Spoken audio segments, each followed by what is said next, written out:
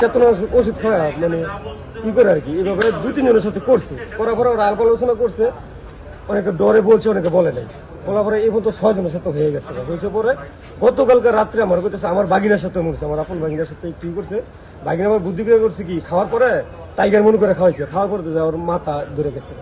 ওরা বাগিনা আবার সাথে সাথে করছে কি ওর বড় করে বলছে ভাই আমার যেন কেমন লাগতেছে, হুজুরে না আছে আমার তো নিয়ে যাওয়া। ওরা আমার বড় বাগিনা এসে নিয়ে গেছে, নিয়ে যাওয়ার পরে সবার জিজ্ঞাসা করলাম যে কি দিচ্ছে, কয় এই ঘটনা। ওরা আমি তো কাছে প্রমাণ কি, পরে আবার আরেক ছেলের প্রমাণ দিছে তুমি কি এই আমার সাথে সেক্স করতে কি ইচ্ছুক, মেসেঞ্জারে চ্যাট করছে আর কি। ওই চ্যাটগুলো আমি আবার দেখছি, দেখে তাহলে দেন আর মিথ্যার কিছু না, আর ছোট ছোট বাচ্চা তো মিথ্যার কিছু বলার নাই, নিজের ইজ্জত তুলিয়া। পরে ওরা জিজ্ঞাসা করছি, জিজ্ঞাসা করার পর আমার ভাই হইলো আবার সমাজের সেক্রেটারি, বাইরে ডাক দিলাম, ওই যার মারফত আমাদের মসজিদে আসছে তারা ডাক দিলাম পিসাবের জিজ্ঞাসা করলাম, চাষা জিজ্ঞাসা করতে কি এমন মোবাইল ওর ফিরে কেউ কি ঘটনা, তো ভাই আমি এগুলো করছি, ভবিষ্যতে যা করছি আর করবো না, আমার ছেড়ে দেন, আমি আর ইমামতিও করবো না, আমি থাকবো না, আমি চলে যাবো।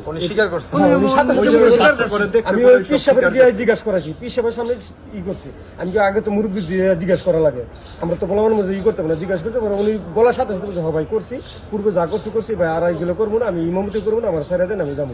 গেছে আমাদের মসজিদে 3 মাস হয়েছে বুঝছেন। এই যাওয়ার পর থেকেই ছেলেদের সাথে গেলে আড্ডা মাড্ডা দেয়, এটা আমরা একটু ই করি বসি।